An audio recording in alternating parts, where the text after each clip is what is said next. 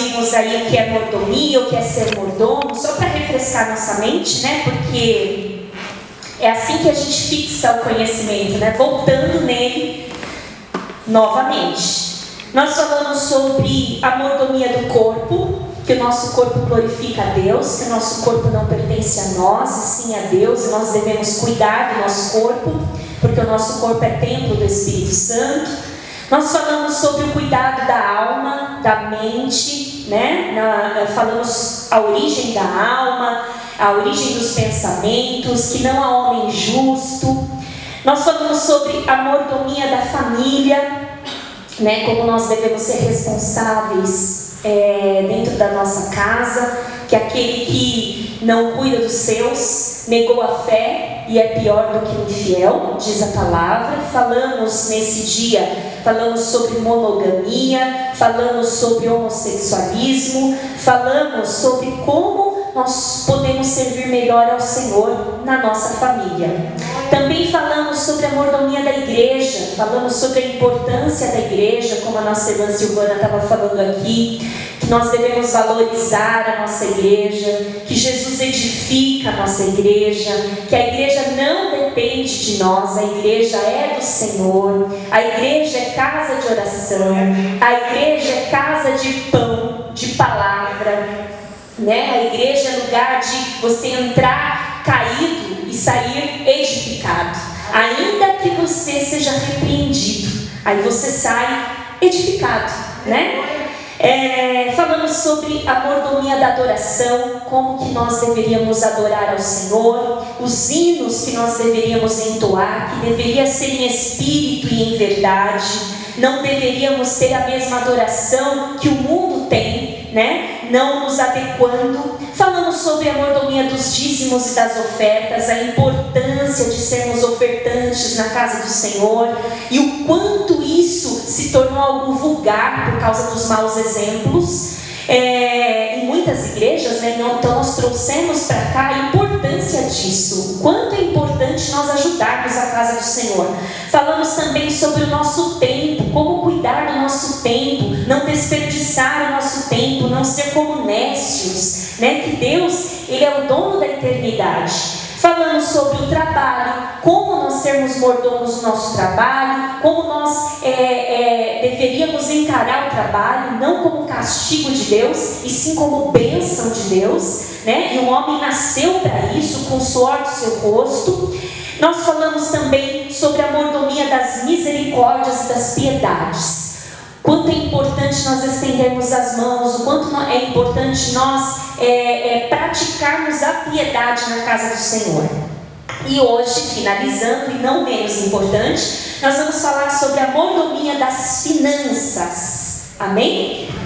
E isso quer dizer como que nós vamos cuidar do nosso dinheiro. Você que tem um cofre em casa, uma conta bancária gigante, hoje é o seu dia. Mentira. Todos nós precisamos aprender como cuidar do nosso dinheiro, que na verdade não é nosso, é do Senhor. Amém? E eu convido vocês então a abrir a palavra do Senhor no livro de Lucas. Vocês podem permanecer sentados. Livro de Lucas, capítulo 12, versículo 13. Vocês sabiam que a Bíblia fala mais de dinheiro do que de amor? Porque era mais fácil para as pessoas entenderem, né? Porque todo mundo era meio ganancioso, né? Eu coloco aqui no passado, mas também querendo dizer no presente, né? Então, Lucas capítulo 12 e o versículo 13. Quem achou, diga amém. Amém. Nós vamos ler para não tomar tempo. A parábola do rico insensato. E disse-lhe um da multidão: Mestre, dize a meu irmão que reparta comigo a herança. Mas ele disse: Homem, quem me pôs a mim por juiz ou repartidor entre vós? E disse-lhes: Acautelai-vos e guardai-vos da avareza, porque a vida de qualquer não consiste na abundância do que possui. e propôs-lhe uma parábola, dizendo: a herdade de um homem rico tinha produzido com abundância. E arrazoava ele entre si, dizendo: que farei? Não tenho onde recolher os meus frutos. E disse: farei isto: derribarei os meus celeiros e edificarei outros maiores, e ali recolherei todas as minhas novidades e os meus bens. E direi à minha alma: alma, tens em depósito muitos bens para muitos anos. Descansa, come, bebe e folga.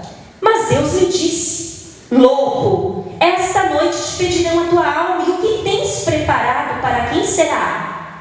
Assim é aquele que para si ajunta tesouros e não é rico para com Deus. Amém? Vamos orar? Deus querido, Deus maravilhoso, muito obrigada por essa oportunidade, querido Deus. Obrigada por estar aqui, por dar forças para nós estarmos aqui te adorando, te glorificando. Que seu Espírito Santo conduza esse último dia, meu Deus, aqui dessa série de mordomias. Meu Deus, que todos os irmãos possam sair daqui compreendidos, meu Deus. Que todos os irmãos possam sair daqui, Senhor, com seus corações aclarados pelo seu Espírito Santo. É o que eu te peço, em nome do Pai, do Filho e do Espírito Santo de Deus. Amém.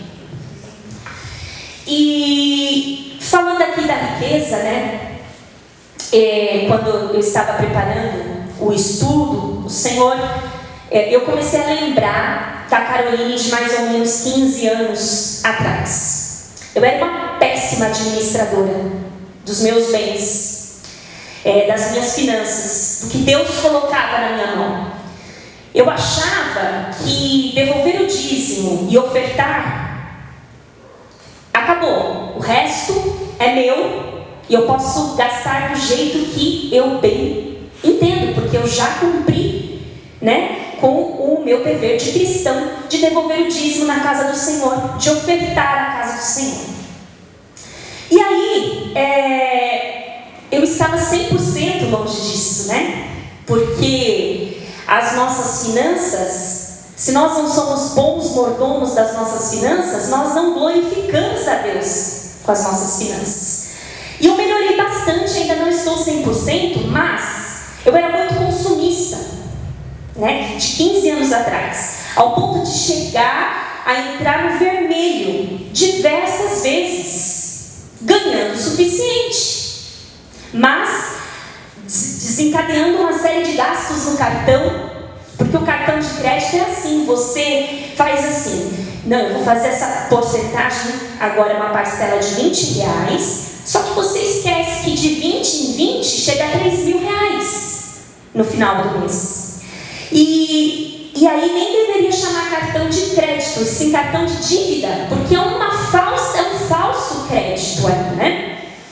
E eu não guardava nada. Tudo que me vinha a ter eu comprava, sem precisar. Tinha roupas com etiqueta dentro do guarda-roupa.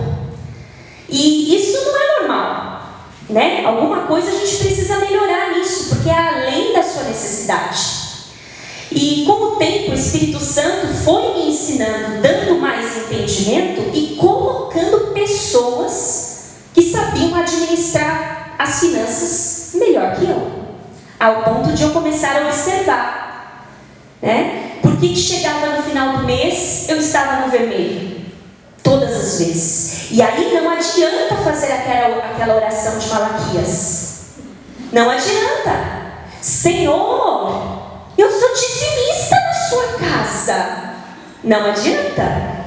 Porque foi, como a irmã Silvana disse aqui, tem coisas que são sim provas, né? E tem coisas que são responsabilidades nossas mesmo. Lembra que a gente falou de nécios? Pessoa tola, né? Que a gente, é como se nós olhássemos para alguma coisa. Eu até brinco quando eu vou para 25, quando eu vou para aqueles lugares, eu vejo que eu fui curada, né? Fui curada, eu consigo passar, pegar e devolver. Que coisa linda! Livro, irmãos, livro. A minha mãe está aqui, não me deixa mentir. Todo final de semana, pastor Vanderlei, todo final de semana. Era um monte, enciclopédia. Eu gostava do cheiro do livro, do plástico abrindo. Aquilo era uma alegria para mim. E tem livros que eu não li até hoje. Está lá guardado. Ora, porque o título não, na época, não sei o que eu tinha na cabeça, né? Ora, porque eu fui amadurecendo e percebi que aquele autor já não é mais um autor que me agrada, mas eu gastei. A mulher da livraria, ela se alegrava quando ela me via. Todo final de semana, olha, você tem que ver, chegou um livro aqui dos Pentecostes, chegou aqui, eu quero. E comprava. Bíblia de estudo, irmãos, eu tenho mais de 7. Assim, de todas as variedades. Cheguei a doar, doei para o irmão Walter, doei para a Juliana, doei. E Deus foi me curando, né? E lá na 25, como eu estava falando, a gente tem a sensação assim, você viveu bem antes de ver aquela coisa. E aí quando você vê aquela coisa, você fala assim, como eu vivi esses 30 e poucos anos sem isso? Eu preciso disso. É um amassador de alho diferente, né? É um escorredor de arroz. Você fala, meu Deus, eu comprei um escorredor de macarrão super prático, né? E você fala, meu Deus, eu não posso ir embora assim. Aí a vendedora vem e fala assim, é edição limitada, viu? Pode ser que quando você voltar, não tem. E não adianta chorar. Aí a sua mente cria um ímpeto que você precisa comprar. Senão o mundo vai acabar. Então é complicado. Deus foi me fazendo ter progressos. Ao ponto de não me atrair mais. Né? De usar uma coisa até gastar. Né? E isso é importante. Parece pequeno. Mas isso é importante. E eu levei muito tempo para sair do vermelho. Corrigir todos esses anos errados, né? Achando que estava fazendo certo. Porque devolvendo o dízimo e ofertando a casa do Senhor, está tudo certo. Mas será que é honroso para o Senhor? Glorifica o Senhor ficar sempre no vermelho? Não também, né? E assim como eu tenho pessoas ao meu redor que são pessoas tementes a Deus, extremamente que poupam, têm um equilíbrio, eu também tenho pessoas ao meu redor que continuam sendo consumistas. Eu olho e falo, um dia eu fui assim. E também pessoas extremamente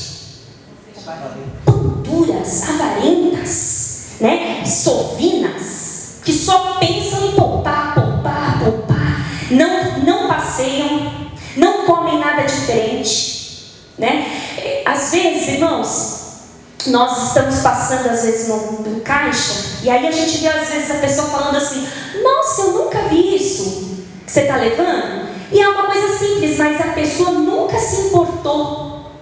E Deus, a Bíblia condena os dois extremos. O que consome demais e o que fica ali, não vou gastar porque isso e aquilo, não vou andar assim porque não vou andar rasgado, eu vou usar esse sapato até furar, e assim vai. E os dois extremos são pecaminosos. A Bíblia fala que nós somos filhos de Deus. Então agora a gente entra aqui, só dei uma introduzida para vocês não acharem que, nossa, tá aí a Carol que poupa tudo.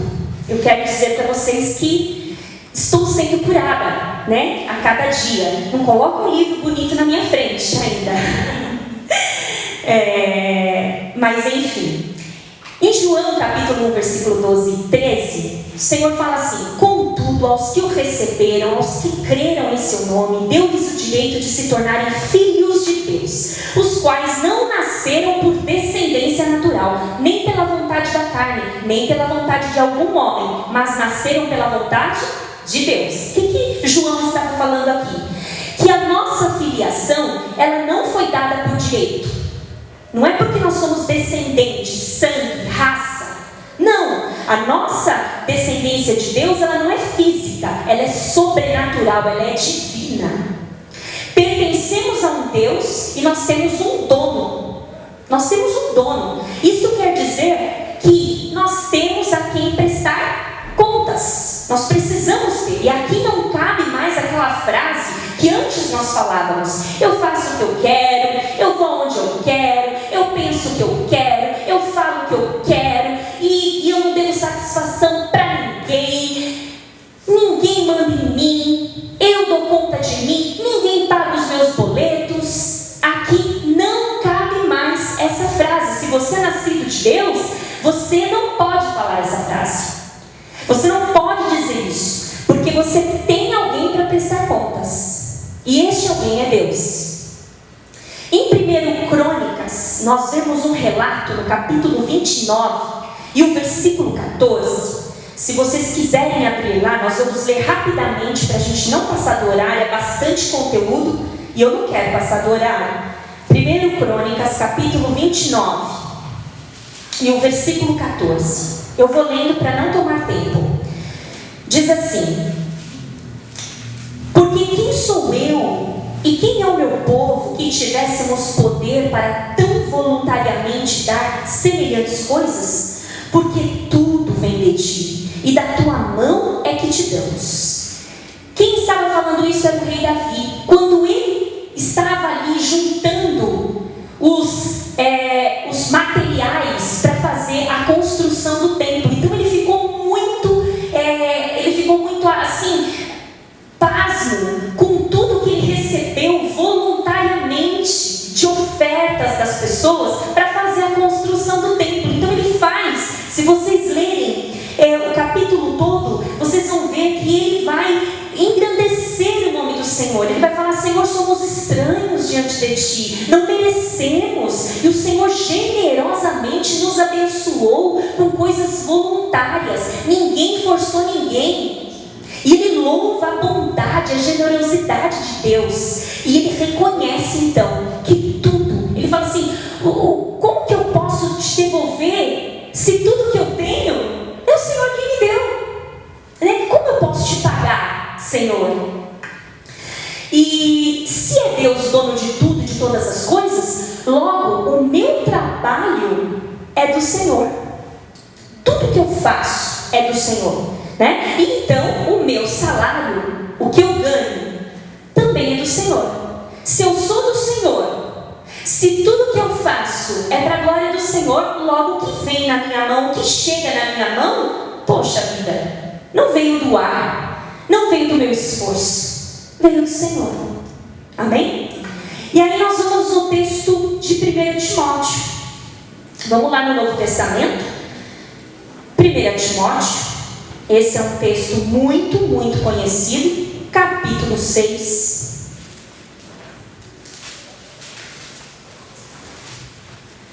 Ai, mãe, eu não tenho uma conta gorda, acho que eu vim no culto errado. Não, fica aí. 1 Timóteo, capítulo 6. E o versículo, nós vamos ler o versículo 8. Vamos ler o 7. Porque nada trouxemos para este mundo, e certo é que nada podemos levar dele. Tendo, porém, sustento e com o que nos cobrirmos, estejamos com isso contentes. Mas os que querem ser ricos caem em tentação e em laço e em muitas concupiscências loucas e nocivas, que submergem os homens na perdição e ruína. Porque o amor do dinheiro é a raiz de toda espécie de males, e nessa cobiça alguns se desviaram da fé e se transpassaram a si mesmos com muitas dores. Veja só, o amor ao dinheiro, certo? O amor ao dinheiro, e não o dinheiro, é a raiz de todos os males. E aqui está se dizendo que nós devemos andar contentes com tudo que temos, que nós devemos ser satisfeitos com as coisas que nós possuímos e que nós devemos nos contentar com as coisas básicas que nós temos. Se nós temos um banho quentinho, se nós temos uma comida, se nós temos um cobertor, se nós temos uma roupa, um sapato, com isso fiquemos contentes. É isso. Nada mais. E o que vem depois disso é benefício do Senhor. Benefício do Senhor. A Bíblia não está condenando o rico, a riqueza. Não adianta ficar procurando um crente rico para condená-lo e dizer que ele vai para o inferno. Porque não é isso que a Bíblia está dizendo. A Bíblia está condenando o desejo, a ambição desenfreada de ser rico, de possuir. E não o desejo de progredir, de lutar pelos seus sonhos, estudar, conquistando coisas materiais que devem ser aplicadas e utilizadas para a glória de Deus. E por que o desejo de ser rico não é aprovado por Deus? Porque esse desejo, ele abre nós vemos aqui Timóteo falando, concupiscências loucas e nocivas, perigosas. A ambição de ser rico é levar a pessoa a amar o dinheiro mais do que a Deus, mais do que o próximo. Ela ama o dinheiro, o amor ao dinheiro torna-se então a raiz, ou seja, a fonte de todos os outros males, porque amando o dinheiro, essa pessoa, ela tem um trono no seu coração. Então ela tirou Deus desse trono e o dinheiro agora se tornou o quê? Um ídolo, a quem ela presta contas, a quem ela tem medo de perder. Provérbios 15:16 diz assim: é melhor ter pouco com o temor do Senhor do que grande riqueza e inquietação. Nada paga a paz. Existem muitas pessoas que têm muito dinheiro, mas não sabem o que é ter uma refeição em paz, não sabem o que é dormir em paz, deitar e tranquilizar-se com a sua família. Tem pessoas que têm muito dinheiro e ficam observando famílias mais carentes com a alegria que essas famílias saem das suas casas para ir cultuar. Elas estão num carrão e aquela família a pé, o pai, a mãe, todos alegres, as crianças correndo. Não é uma coisa que muitas vezes os ricos possuem. Então, Provérbios está falando, é melhor ter pouco com o temor do Senhor, com a bênção do Senhor, do que viver uma vida abastada, mas com várias inquietações, com várias ansiedades, com várias preocupações.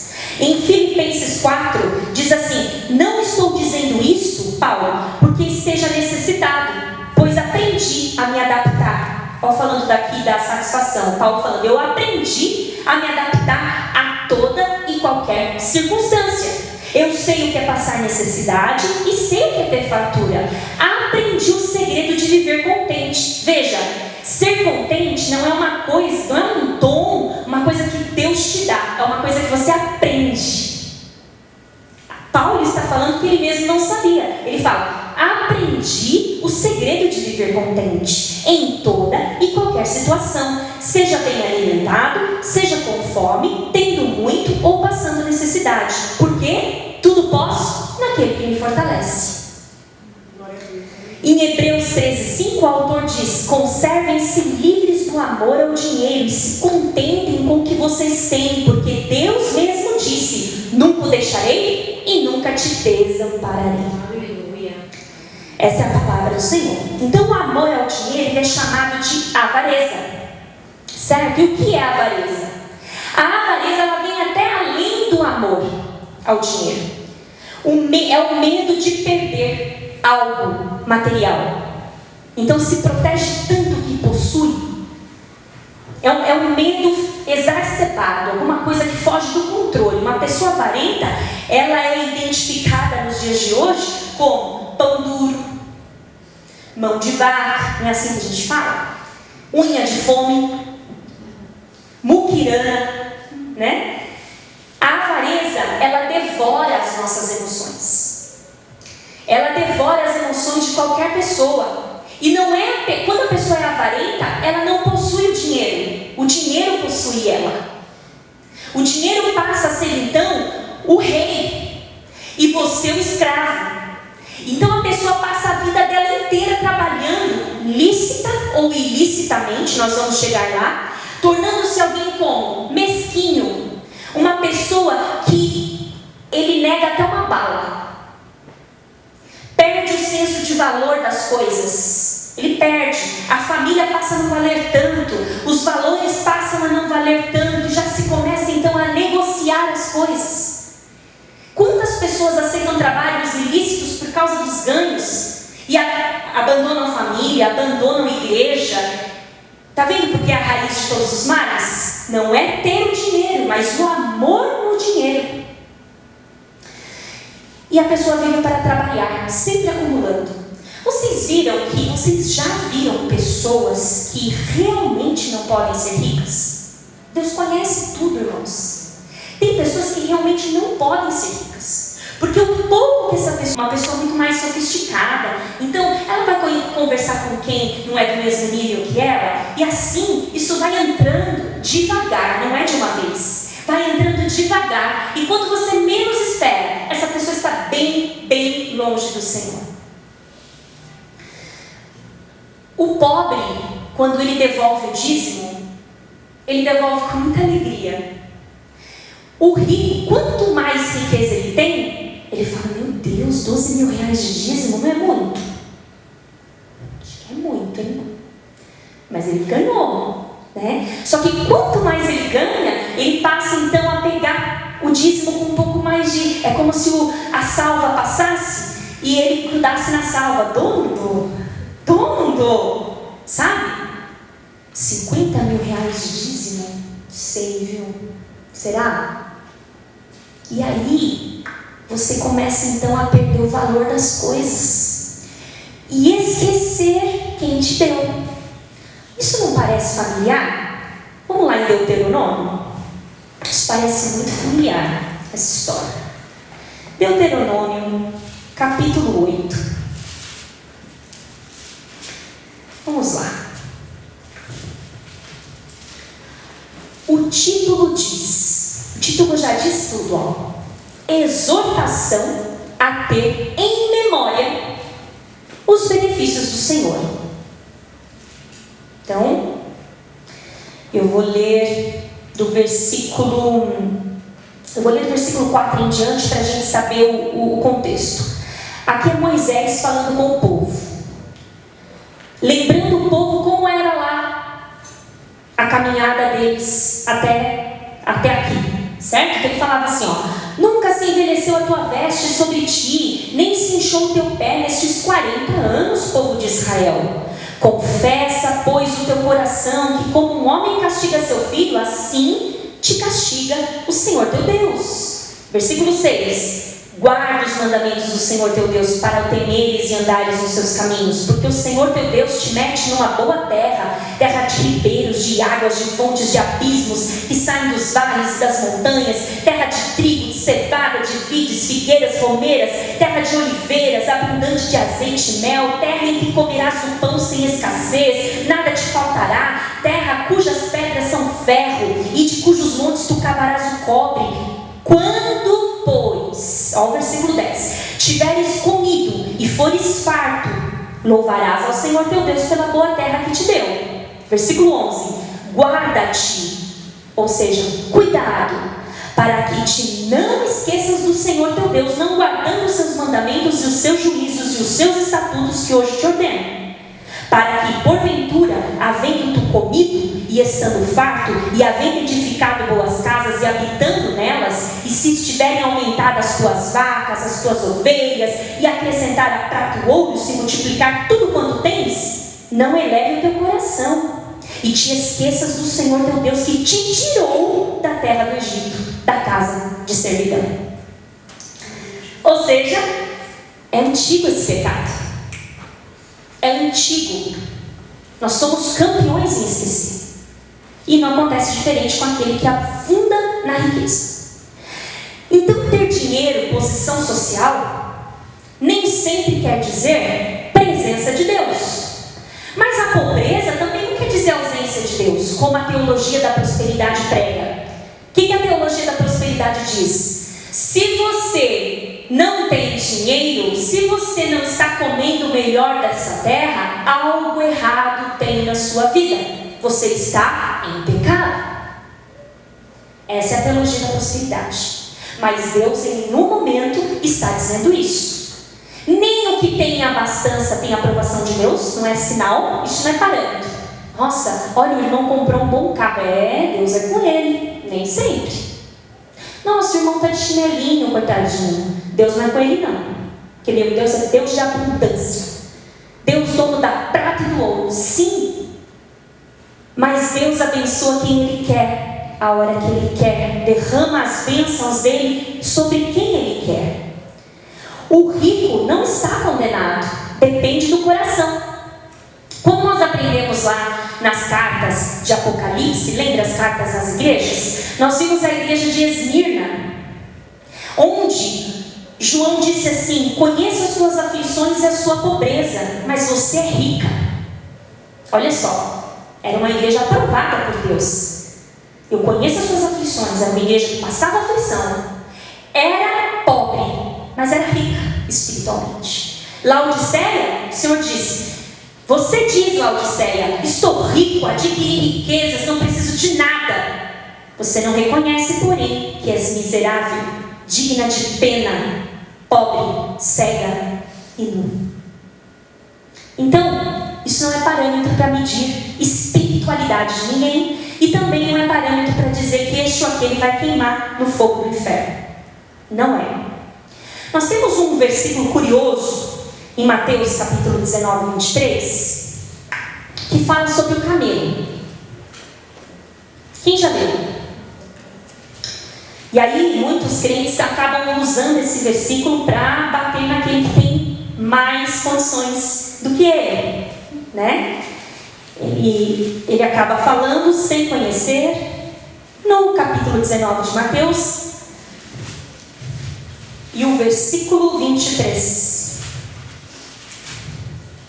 diz assim: e dizem, na verdade, é isso, será? Abri errado, desculpe. 23. Disse então Jesus aos seus discípulos: em verdade vos digo que é difícil entrar um rico no reino dos céus. E outra vez vos digo que é mais fácil passar um camelo pelo fundo de uma agulha do que entrar um rico no reino de Deus. E aí, olha a pergunta no versículo 25, é sensacional. Os seus discípulos, ouvindo isso, admiraram-se muito, dizendo: Senhor, então, quem poderá se salvar? Olha o 26. E Jesus, olhando para eles, disse: aos homens isso é impossível, mas a Deus tudo é possível. Ou seja, os esforços não vão nos salvar, né? Mas voltando para o camelo. O camelo, ele é considerado então o maior animal ali da Palestina. O que Jesus fez? Jesus pegou o maior animal da Palestina e pegou o menor exemplo para mostrar o quanto é impossível isso acontecer, mas sem Deus, por esforço próprio. Por exemplo, um rico pode achar que ele vai entrar no céu ajudando as pessoas. Sabe, a gente não vê isso? A gente não vê as pessoas falando assim: não, eu com Deus estou ali, porque eu ajudo instituições de caridade, eu ajudo igrejas, a porta, eu ajudo asilos, mas ele não tem Deus. Então para ele vai ser difícil passar. Aí o Senhor está falando, é como um camelo passar no fundo de uma agulha. Tem muitas explicações para isso, né? Tem gente que fala que no muro de Jerusalém tinha uma porta muito baixa e o camelo, por isso que Jesus usou essa expressão, que o camelo tinha que, além de tirar as bagagens, ele tinha que se ajoelhar para passar. Só que os estudiosos dizem que não tem nenhuma comprovação arqueológica, histórica dessa porta, e que Jesus sim quis dizer a agulha, justamente para mostrar uma coisa bem grande para passar numa coisa bem pequena, e que só pode ser possível com Ele.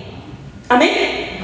Só pode ser possível com Ele. É uma hipérbole, é um exagero para a gente entender. Quem aí imaginou o camelo se espremendo? É isso que Jesus quer que você imagine. Justamente um camelo grandão entrando num pedacinho ali da agulha, no fundinho da agulha. Se para a gente colocar a linha, a gente já fica 1000 anos ali, ó. Para quem ainda é jovem, né? A minha avó, ela colocava óculos aqui assim, ó. E ela fazia isso, né? Aí tinha hora que ela falava assim: filha, coloca aqui, vai, que eu já não aguento mais. Porque é difícil. E o Senhor falou: é esse buraquinho aí, pensa no camelo. Olha como Jesus tinha senso de humor. Pensa no camelo. O camelo passa no fundo da agulha, é assim que vai ser difícil também. É engraçado, né? Chega a ser engraçado, é um exagero engraçado. Então, Jesus não está dizendo que o rico não será salvo, nem está reprovando a riqueza, mas Ele está dizendo que a devoção e o amor à riqueza vai impedir sim de entrar. E não somente para o rico, tá? Mas para todos nós, a porta é estreita. Porque a porta é estreita, porque a porta é Jesus. E significa que os nossos esforços não podem nos fazer passar, e sim a graça de Deus. Amém? Então, o lado positivo de ter dinheiro é que a pessoa será capaz de ajudar o próximo, as necessidades da igreja, atender as necessidades da sua família e as próprias necessidades, não sendo pesado para ninguém, né? Porque tem muita gente que pensa assim: então, já que o rico vai ser difícil de entrar no céu, vou viver na pobreza, voto de pobreza, né? Vou pedir doação na igreja, né? Ninguém está falando aqui de desempregados que vão entregar seus currículos, mas nós estamos falando de pessoas que se acomodaram mesmo. Ele acorda 5 para meio-dia. Ele não quer entrar para buscar o seu próprio ganho. Ele entrou numa condição ali. Tem gente até que fala assim: eu quero viver da obra. Como se viver da obra, então, ele vai ter um carro importado? Ele vai... Não! Por causa desses, é que muitas igrejas estão vazias. Pessoas não querem ajudar, porque falam: o pastor quer usar o dinheiro para isso, para aquilo, né? Na verdade, irmãos, nós não precisamos muito saber o destino quando nós depositamos na casa do Senhor. Entendeu? Nós não precisamos saber. É muito bonito nós vermos o destino. Quando a gente vê o destino do nosso investimento na casa do Senhor sendo bem empregado, né? Vendo famílias sendo ajudadas, você vê o nome do Senhor ser glorificado.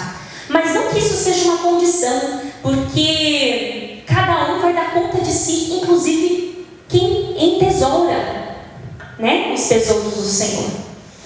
O ponto negativo de ter dinheiro é a pessoa mudar o pensamento. Se sente no direito de pisar nas outras, levantar o nariz, se exibir com os bens adquiridos, né, como se fosse um parâmetro, menosprezar o pobre, virar as costas para Deus, querer sempre trabalhar mais e mais e mais, nunca é suficiente, nunca está bom, tem sempre que ganhar mais. E você pode perceber, quem investe, quanto mais o dinheiro rende, mais ele quer. Nunca tá bom. Tem gente que fala assim: eu vou atingir meu primeiro milhão. Aí você vê aí na internet, é até engraçado. Quando você chegar em casa, você coloca lá. Você vai encontrar vários coaches dizendo assim: como alcançar seu primeiro milhão antes dos 30? Como eu te ensino a ficar rico dentro de 12 meses? E aí você vai entrando nisso, você vai entrando nesse looping, e aí você atinge. Com sorte, primeiro milhão, aí não tá bom. Aí você sempre vai querer mais, sempre vai querer mais. Como trabalhar, então, e ser obediente e agradar a Deus ao mesmo tempo? Então nós vimos aqui que a Bíblia fala de dinheiro, fala das finanças, que a maioria dos ensinamentos de Jesus envolvia alguma comparação com o dinheiro, né? Porque era a realidade. E o dinheiro pode trazer sim um bom convívio no lar, quando se possui o equilíbrio. Como ele também pode ser a raiz das confusões, certo? Então, por exemplo, numa família em que há escassez de dinheiro, é mais fácil também ter confusão. Sim ou não? Quando o marido não consegue suprir a necessidade da casa e a mãe precisa sair para trabalhar, não que seja condenatório, né? Mas isso sobrecarrega um pouco o lar também, certo? O Senhor não está condenando nada, nenhuma das atitudes, mas o Senhor fala que é a raiz de todos os males. Aqui, no caso de tanta falta quanto o excesso, ele vai causar discussões no lar, né? Quem não for sábio nesse ponto, por isso que a gente precisa pedir sabedoria para Deus, ou porque a gente vai gastar mais do que a gente ganha, que era o meu caso, então você sempre vai fechar no vermelho, ou você vai comprar mais do que você precisa, ou você não vai gastar com nada, né? Só estritamente necessário. E aí quando a gente olha para os filhos das trevas, eles são mais prudentes do que os filhos da luz. Por quê? Porque a gente tem mais exemplo das trevas quando as pessoas sabem administrar e planejar mais o seu dinheiro. E aí a gente fala: nossa, mas por que o ímpio, ele prospera, né? Poderia Deus prosperar a nossa vida também, porque a gente é servo do Senhor, nós somos dizimistas. Lembra daquele versículo que fala que o Senhor faz o sol nascer sobre os justos e injustos, então não quer dizer, novamente, que é a presença de Deus. E sim, Deus está mostrando para você o quão generoso Ele é. O quão generoso Ele é. Ele abençoa não porque a pessoa fez um voto, alguma coisa, Ele abençoa porque Ele quer abençoar. E aí, a gente olha aqui morreu. Viveu. A gente olha os filhos das trevas e a gente vê o seguinte, que eles são mais pontuais do que os crentes. Não é? Então assim, o crente, muitas vezes ele compra e não paga. E ele faz isso conscientemente. Então ele não está comprando e já fazendo as contas para guardar, para pagar. Não, ele já está comprando sabendo que ele não vai pagar. Então, e sabe onde causa mais atrito? Quando o crente compra de crente. Porque daí, o crente que está devendo, ele vai dizer assim, você tem que perdoar. Você é crente. E aí faz uma lambança na palavra do Senhor, pega versículos isolados e começa a falar. Não, porque quem empresta não pode ficar depois cobrando, tem que emprestar e esquecer. Bíblia não tira o versículo do contexto. Tem crente que não gosta de vender para crente, irmãos. Sabia? Ele dá graças a Deus quando é um ímpio que vai comprar dele, porque ele sabe que ele vai receber. Ele vai receber em dia. E tem ímpio que quer se esconder atrás do balcão quando vem crente, porque ele sabe que é calote garantido. Tem crente com nome sujo. E aí aquele crente que vive pedindo emprestado. Emprestado hoje o seu cartão, emprestado o seu nome, emprestado o seu telefone. Aí você começa a receber ligação das Casas Bahia. Aquela ligação que é programada e fala: fulano de tal, é você? Se sim, diga sim. Se não, diga não. E aí você está lá, né? Não tem absolutamente nada a ver, né? Os aposentados é uma máfia. Assim que a pessoa aposenta, os bancos já têm o nome, o número, sabe o seu signo. Liga para você. Alô? Você pensa que alguém... Oi, alô? É fulano de tal? Essa pessoa nunca ligou para mim. Né? E aí, sem querer, se você quer um empréstimo, digite 2. Nossa, tá me dando um empréstimo. Vou digitar 2. Quando vê, já está uma bola de neve.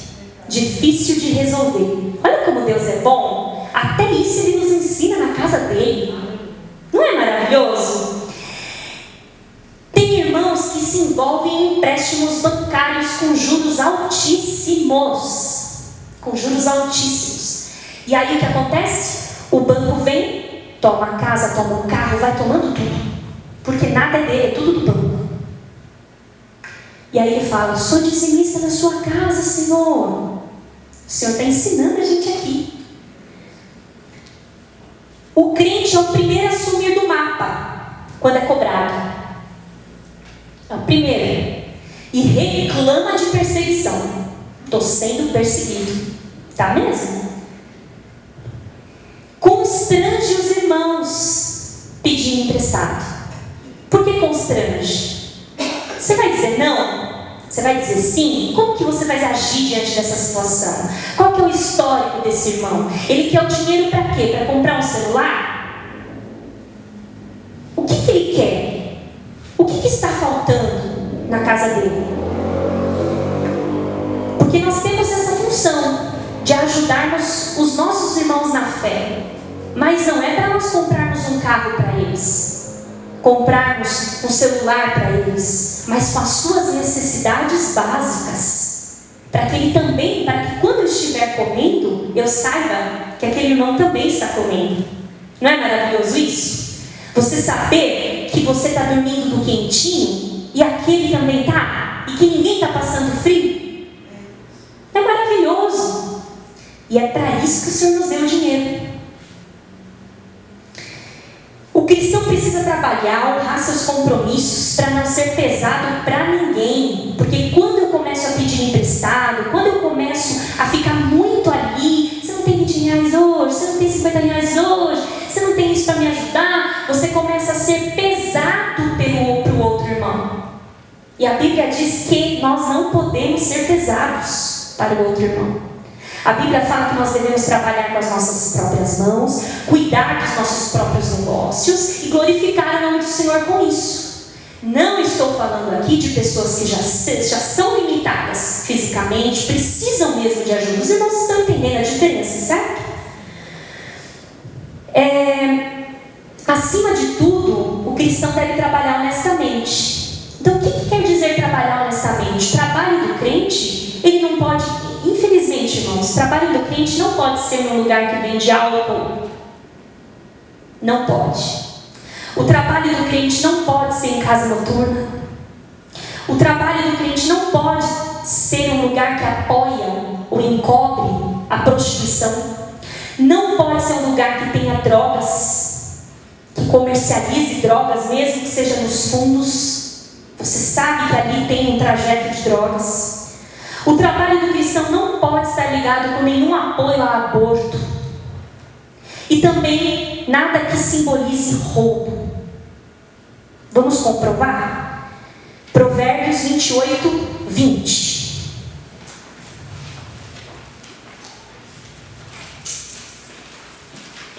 Provérbios, capítulo 28, versículo 20. Diz assim: o fiel será ricamente abençoado, mas quem tenta se enriquecer depressa não ficará sem castigo. Qual que é a explicação? Qualquer meio ilícito de ganhar dinheiro, ele é considerado enriquecimento depressa. Ele não é aprovado. Qualquer meio que eu quero ganhar dinheiro rápido. Que meios são esses? Vamos lá, me ajudem. Jogo do bicho, loteria, bingo, jogos de apostas, rolos, pirâmide financeira. Quem já viu pirâmide financeira? Quem já chegou para você essa solução magnífica que você pode dar R$3.000 de entrada e indicar mais não sei quantos amigos? Isso você vai lucrar. É verdade? Lê engano. Além de ser considerado crime no Brasil, se você for lesado, se a coisa é considerada crime, você foi lesado, quem que vai lutar pelos seus direitos? A justiça? Oi, juiz, tudo bem? Eu participei de pirâmide. Me levaram aí R$20.000, queria entrar com uma ação. Ele vai falar, então vamos ali que você vai ser preso. Porque, além de tudo, você está errado. Por que a gente fala jogos de azar? Por quê? Porque você ganha, você teve sorte para o outro ter azar. Um perdeu. Um ganhou, outro perdeu. O Senhor também não aprova isso. Jogos de azar. Então são meios de se enriquecer ilicitamente. Tudo que vem fácil, também vai fácil. Devemos trabalhar honestamente, pedindo ânimo para o Senhor. Coração voluntário para servir.